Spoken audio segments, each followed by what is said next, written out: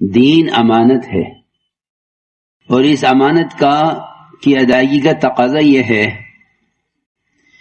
کہ اس کو امت تک اس اسلوب اور طریقے کے ذریعے پہنچایا جاوے جو اسلوب اور مزاج محمد صلی اللہ علیہ وسلم اور آپ کے صحابہ کا تھا. کیونکہ جس طرح دین امانت ہے کہ اس کو امت تک بلا کسی تحریف کے پہنچاؤ، اسی طرح دین کی محنت بھی امانت ہے. دین بھی امانت ہے اور دین کی محنت بھی امانت ہے کہ اس کو امت تک بلا تحریف پہنچاؤ. جیسے دین امانت ہے ایسے دین کی محنت بھی امانت ہے کہ حضور اکرم صلی اللہ علیہ وسلم نے امت کو دو چیزیں دی ہیں، ایک دین اور دوسرے دین کی دعوت. جو کہ ہیں جس طرح دین میں اتباع سنت ہے ہر شعبے کے حکم میں، اس طرح دین کی دعوت میں بھی اتباع سنت ہے. جیسے دین میں اتباع سنت ہے کہ اتباع سنت کے بغیر کوئی عمل قابل قبول نہیں ہے، اور اتباع سنت کے بغیر کسی عمل میں زینت نہیں ہے، ہر عمل کی زینت اتباع سنت ہے، اور اتباع سنت سے ہی وہ عمل مؤثر بھی ہے. اسی طرح دعوت میں بھی سب سے بنیادی چیز وہ اتباع سنت ہے کہ دعوت میں سب سے اہم بنیادی بات کیا ہے؟ کہ دعوت میں سب سے اہم بنیادی بات یہ ہے کہ اس کام کے کرنے والوں کی نیتوں میں نبوت والی وسعت ہو. یہ پہلی شرط ہے کہ اپنی نیتوں میں وسعت پیدا کرو. علاقائیت سے، قومیت سے، زبان سے، خاندان سے، اس سب سے آگے جا کر کام ہوگا. اس لیے کہ یہ ساری شکلیں ان کی نیتوں کو، ان کے ارادوں کو محدود کرنے والی ہیں. اس لیے حضور اکرم صلی اللہ علیہ وسلم نے امت بنائی ہے. آپ کا طرز دعوت اور آپ کا امت کے ساتھ معاملہ وہ قومیت یا زبان رنگ کی بنیاد پر نہیں ہے، بلکہ آپ کا معاملہ امت کے ساتھ باعتبار امت کے ہے. اس لیے سب سے بنیادی چیز آپ کی دعوت میں یہ ہے کہ آپ کی دعوت میں عمومیت ملے گی. حضور اکرم صلی اللہ علیہ وسلم نے اس کام سے کوئی قوم، کوئی طبقہ نہیں تیار کیا،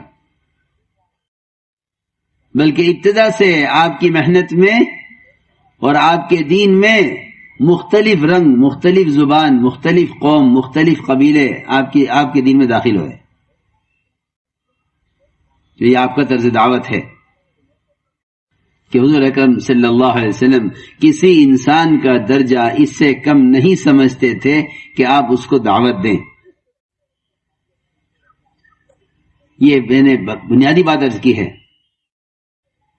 کہ داعی کی نیت میں نبوت والی وسعت ہو. یہ سب سے پہلی شرط ہے، تب تو امت بنے گی. اور اگر نیتوں میں تنگیاں ہیں اور دلوں میں تنگیاں ہیں تو اس سے فرقے بنے گی، امت نہیں بنے گی. کہ اس سے فرقے بنے گی، امت نہیں بنے گی.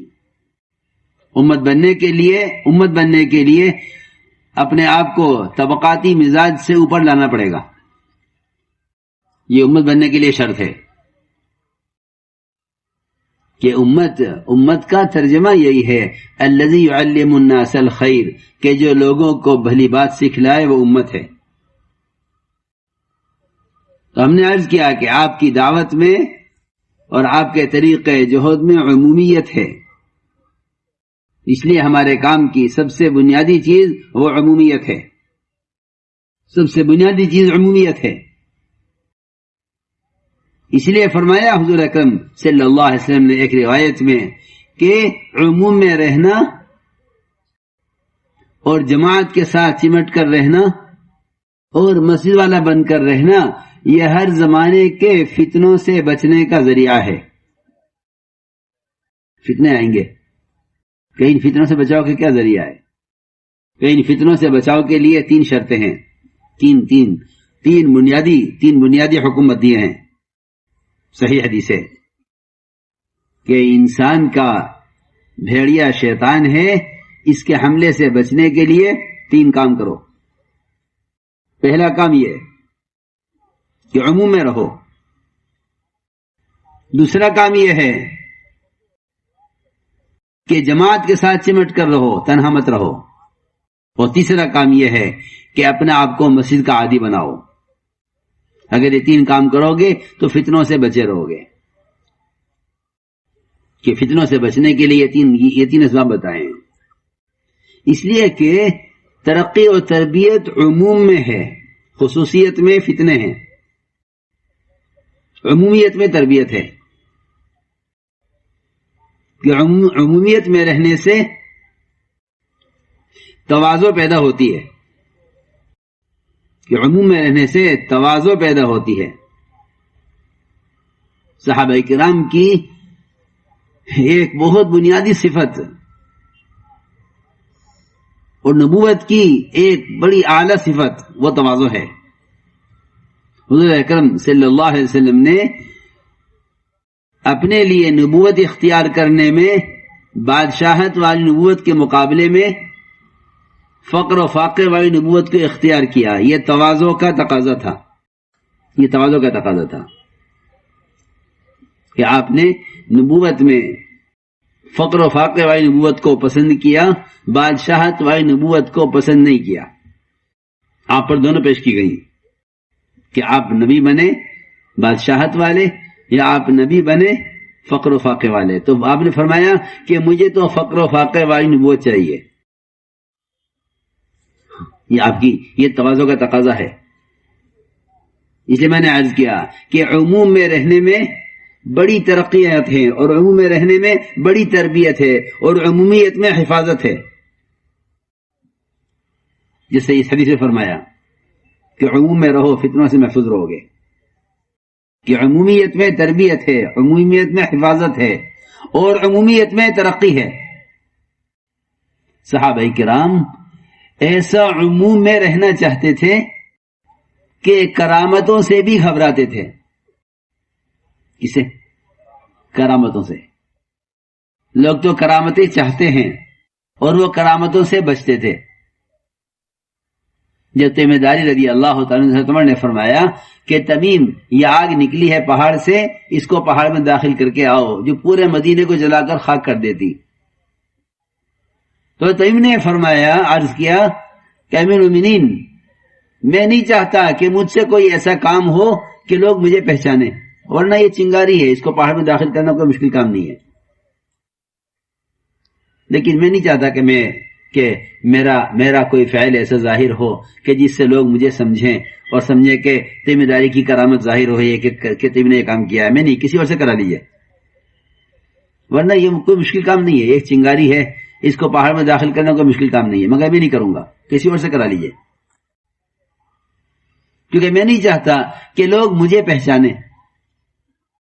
کہ لوگ مجھے پہچانے.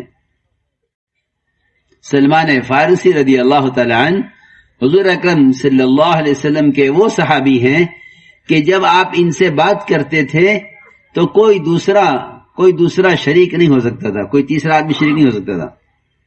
اتنا قرب تھا سلمان فارسی رضی اللہ تعالی عنہ کو حضور اکرم صلی اللہ علیہ وسلم سے. یہ مقام تھا صحابہ میں کہ جب آپ سلمان فارسی سے بات کرتے تھے تو کوئی تیسرا شریک نہیں ہو سکتا تھا. یہ ان کا مقام تھا. لیکن تواضع اور اپنے آپ کو عموم میں رکھنا اور عمومیت میں رہنے کا ایسا مزاج تھا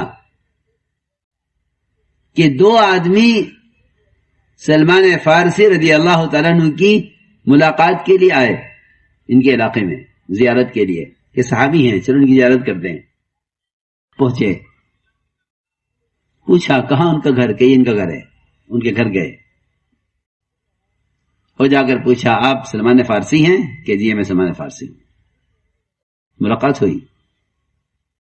انہوں نے پوچھا آپ صحابی ہیں؟ کہ نہیں میں صحابی نہیں ہوں. میں صحابی نہیں ہوں، یہ کیسے ہو سکتا ہے؟ تو ایک نے کہا دوسرے سے کہ ہم یہاں غلط آ گئے ہیں، ہم یہاں غلط آ گئے، یہ کوئی اور آدمی ہے، ہمیں تو وہ سلمان فارسی مطلوب ہیں جو صحابی ہیں۔ تو دونوں وہاں سے اٹھ کر جانے لگے کہ یہ تو ہم غلط آ گئے، یہ آدمی وہ نہیں جو ہمیں چاہیے۔ جب اٹھ کے جانے لگے تو سلمان فارسی رضی اللہ عنہ فرمایا کہ تم کس سلمان فارسی کی تلاش میں ہو؟ کہ وہ سلمان جو حضور اکرم صلی اللہ علیہ وسلم کے ساتھ غزوات میں ہوتے تھے، سفر حضر میں ساتھ ہوتے تھے، مشوروں میں ساتھ ہوتے تھے، مقام تھا ان کا۔ غزوہ خندق جو ہوا ہے وہ سلمان فارسی کا مشورے پر ہوا ہے، خندق ان کا مشورے پر کھودی گئی ہے، اتنا اونچا مقام ہے۔ تو لوگوں نے کہا ہاں ہم انہی سلمان کی تلاش میں ہیں۔ تو فرمایا کہ میں ہوں تو وہ، لیکن صحابی نہیں ہوں۔ پھر کیسے ہو سکتا ہے؟ کیونکہ جس نے حضور اکرم صلی اللہ علیہ وسلم کو ایک مرتبہ دیکھ لیا وہ صحابی ہو گیا ایمان کے ساتھ۔ تو میں عرض کر رہا تھا کہ یہ ان کی تواضع کی بات تھی کہ اپنے آپ کو چھپانا چاہتے تھے۔ دوسری بات یہ ہے کہ دنیا میں کوئی کارنامہ کر کے آخرت کی طرف سے مطمئن نہیں تھے، یہ دوسری صفت ہے کہ جو جتنا پرانا ہو اس میں آخرت کا اتنا فکر ہو۔ تو فرمایا کہ میں صحابی نہیں کہہ سکتا اپنے آپ کو، اس لیے کہ صحابی تو وہ ہے کہ جس کا داخلہ آپ کے ساتھ جنت میں ہو جائے۔